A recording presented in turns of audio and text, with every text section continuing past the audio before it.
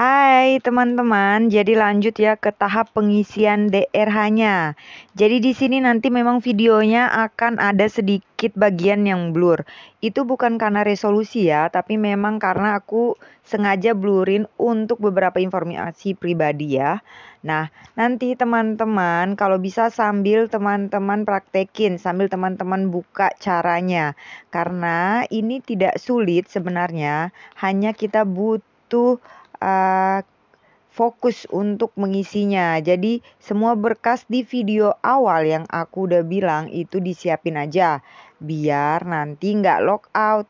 Terus masuk lagi. Jadi biar satu kali kerja. Oke teman-teman. Mari kita mulai untuk melihat cara pengisian kerja. Oke, kita login ya. Ini nggak usah disimpan. Ini ada data pertama.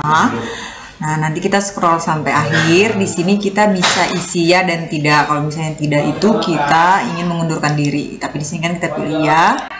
Nah, ini akan muncul. Jadi ini warna-warna ini yang sudah otomatis terisi sebelumnya.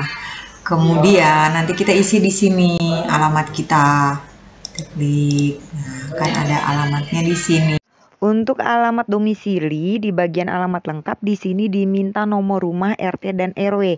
Jadi tidak perlu dimasukin lagi nama jalan, desa, kecamatan, kabupaten dan lain-lain. Jadi kalau misalnya kalian domisili di sini beda dengan KTP, isi tempat domisili kalian di tempat kalian kelulusan. Dan jika yang sama domisilinya dengan KTP, ikutin alamat KTP. Selanjutnya kita isi sesuai data kita saat ini ya. Nah, untuk hobi itu kita bisa milih lebih dari satu ya. Di sini ada banyak pilihan. Oke. Nah, selanjutnya ini ada data pendidikan. Tadi kan data perorangan. Ini kita bisa lihat di sini. Data pendidikan dan ada data perorangan.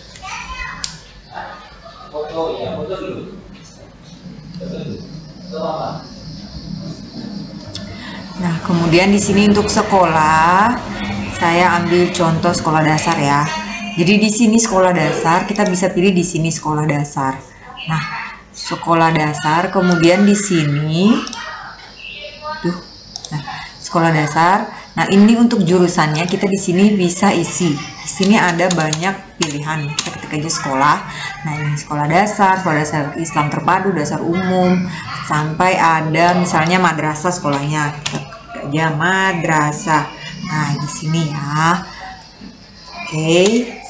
Nah, kemudian ini nama sekolahnya, sekolah atau PT-nya ya, perguruan tinggi. Tapi di sini sekolah dasarnya ditulis lengkap ya, sekolah dasar negeri sesuai dalam ijazah kita. Nah, kemudian akreditasi SD, SMP, SMA kan nggak ada. Nah, ini kita isi lokasi kita. Biasanya kita langsung klik aja nih di sini. Nah, untuk nomor ijazah itu yang ada di bawah ijazah, yang di bawah tanda tangan itu, yang ada tulisan seperti ini angkanya.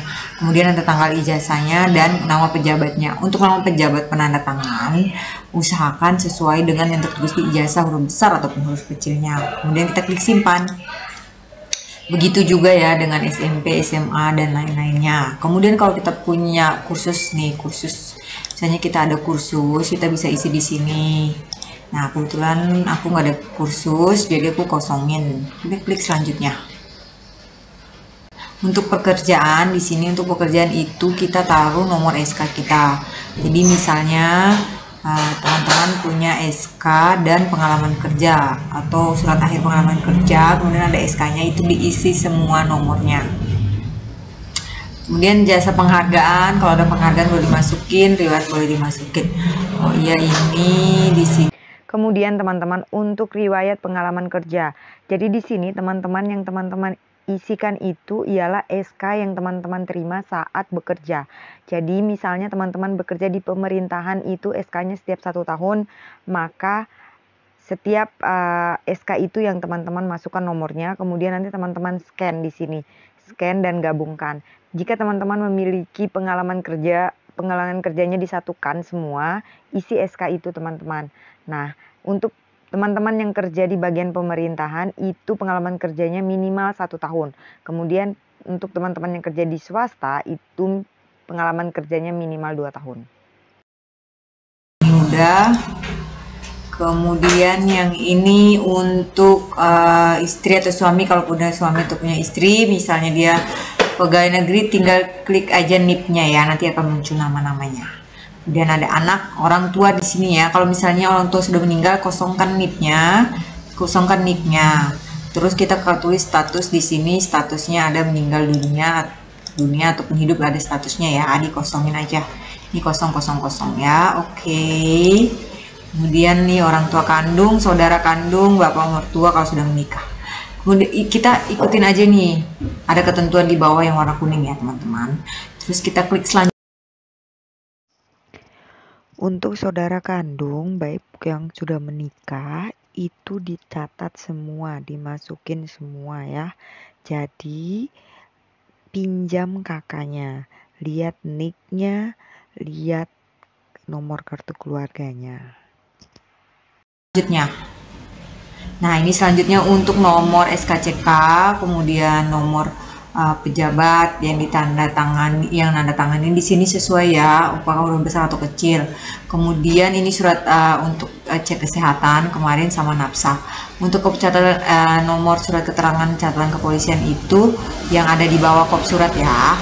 Oke, kalau untuk penanda tanganan surat nafsa itu pemeriksa labnya. Kalau misalnya untuk keterangan sehat itu dokternya, dan dokternya itu tanpa gelar ya, kayak gini tanpa gelar. Nah, kita isi di sini 8D37. Selanjutnya. Nah, ini bagian dokumentasi. Nah, ini di sini nih teman-teman dicetaknya, cetak daerah perorangan dan cetak daerah riwayat kalau udah benar ngisinya ya.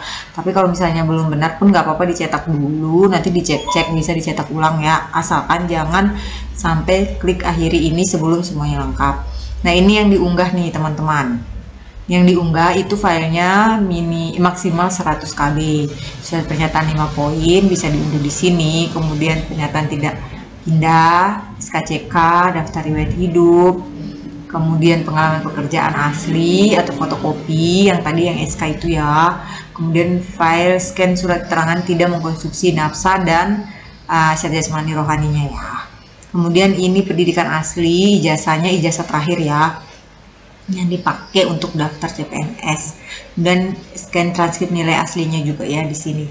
Oh ya, untuk ijazah ini kalau misalnya kita lamarnya pakai S1 tapi kita udah lulus S2, jadi sampai ijazah terakhir aja ya yang dimasukin ke pendidikan, jangan sampai S2 lagi, hanya yang didaftar, nanti tidak bisa diproses ya. Nah, ini untuk fotonya yang terbaru ya. Jadi sebelumnya itu ijazah dan transkrip kemudian surat lamaran ini udah ada di sini kalau muncul, tapi harus kita unggah ulang sesuai dengan yang terbaru ya, yang kita isi di sini. Jadi bukan yang waktu kita lamar SSCN. Kemudian kita klik akhiri. Karena ini udah lengkap semua, jadi tinggal klik akhiri. Berdoa dulu. Amin. Setelah pengisian akhir proses, Anda tidak bisa mengubah data terkait data riwayat hidup seperti biodata. Jadi nggak bisa diubah ya, pastikan sudah tepat dan pas. Oke, ya akhiri. Nah, datanya udah terkirim. Nah, begini hasilnya. Oke, Anda telah mengisi daftar riwayat hidup. Baik, terima kasih. Kita log out lagi ya.